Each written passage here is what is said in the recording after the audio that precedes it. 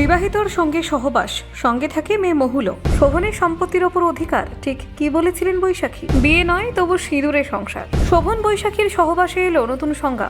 Divorce ঝুলে, কিন্তু তবুও সুখী পরিবার। গোলপার্কে শোভন বৈশাখীর জীবনযাপন সবাইকে চমকে দিল। সহবাসে কোনো বাধ্যবাধকতা নেই। বৈশাখীর কথায় বিরাট চমক। সম্পত্তি নয়, মানুষটাকেই চাই। শোভনকে নিয়ে বৈশাখীর স্পষ্ট বার্তা হলো ভাইরাল। কটাক্ষ পেরিয়ে এক ছাদের নিচে তিনজন, সমাজকে চ্যালেঞ্জ সুখের সংসারে। শাখাপলা সিঁদুরে বৈশাখী, বিয়ে ছাড়াই সধবা পরিচয় দিচ্ছেন তিনি। অন্ধকার সংসার ছেড়ে আলোয় শোভনের হাত ধরেই পেয়েছেন নতুন জীবন। 70 বছরেও বিয়ে করব, আদালত আর অপেক্ষার গল্প শোভন বৈশাখীর। বন্ধু থেকে জীবন সঙ্গী, সহবাসী ভরসা খুঁজে পেলেন বৈশাখী। দেখুন ঠিক কি ঘটল। আইনিভাবে বিয়ে না হলেও শোভন চট্টোপাধ্যায় ও বৈশাখী বন্দ্যোপাধ্যায়ের সম্পর্ক দীর্ঘদিন ধরেই চর্চার কেন্দ্রে। সমাজে প্রচলিত ধারণার বাইরে গিয়ে তারা যে সংসার গড়ে তুলেছেন তা নিয়ে কৌতূহল যেমন রয়েছে, তেমনি বিতর্কও কম নয়। তবু নিজেদের মতো করে শান্ত স্থিতিশীল জীবন কাটাচ্ছেন এই দুজন। শোভন চট্টোপাধ্যায়ের সঙ্গে তার স্ত্রী রত্না চট্টোপাধ্যায়ের ডিভোর্স মামলা বহু বছর ধরে আদালতে ঝুলে রয়েছে। সেই আইনি জটিলতার কারণেই শোভন বৈশাখীর বিয়ে এখনও সম্ভব হয়নি। তবে বিয়ে না হলেও তাদের দৈনন্দিন জীবনযাপনে সংসারের কোনো ঘাটতি নেই বলেই ঘনিষ্ঠ মহলের দাবি।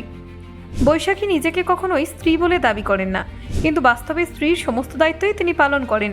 সিঁথিতে সিঁদুর, হাতে শাখাপলা, সধবা নারীর সব চিহ্নই তার শরীরে বর্তমান। এই বিষয়টি নিয়ে একাধিকবার প্রশ্নের মুখে পড়েছেন তিনি, তবে তাতে বিশেষ গুরুত্ব দেন না বৈশাখী।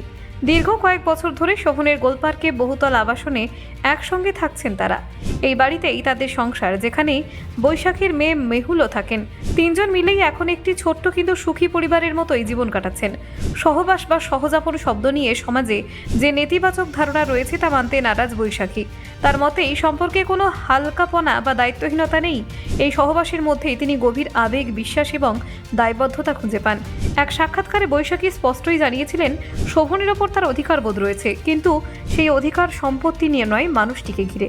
শোভনের শারীরিক ও মানসিক সুস্থতা নিয়ে তার যাবতীয় চিন্তা, বাধ্যবাধকতা। বৈশাখীর দাবি, সহবাস যদি এতটাই সহজ হতো তাহলে সমাজের কটু কথা সহ্য করে এতদিন এই সম্পর্কে টিকে থাকা সম্ভব ছিল না। বহুবার অপমান, কটাক্ষ আর প্রশ্নের মুখে পড়েছেন তিনি, তবু শোভনকে ছেড়ে চলে যাওয়ার কথা কখনো ভাবতেও পারেননি। তিনি আরও বলেছেন, আদালতের দীর্ঘসূত্রিতার কারণে তাদের এই অবস্থান। ডিভোর্স আইনিভাবে সম্পন্ন হলে তারা বিয়ে করবেন বলেও জানিয়েছেন বৈশাখী।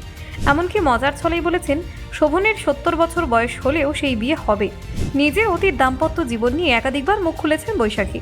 মনোজিতের সঙ্গে তার বিয়ে ভেঙে যাওয়ার পেছনে যে শারীরিক ও মানসিক নির্যাতনের অভিজ্ঞতা ছিল তা প্রকাশ্যে এনেছেন তিনি। বিয়ের আগেই সন্দেহ প্রবণতা এবং হাত তোলার অভিযোগ করেছিলেন বৈশাখী।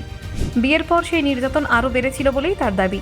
প্রায় প্রতিদিন রাতেই মারধরের শিকার হতে হতো তাকে। Bureau report, news prime Times.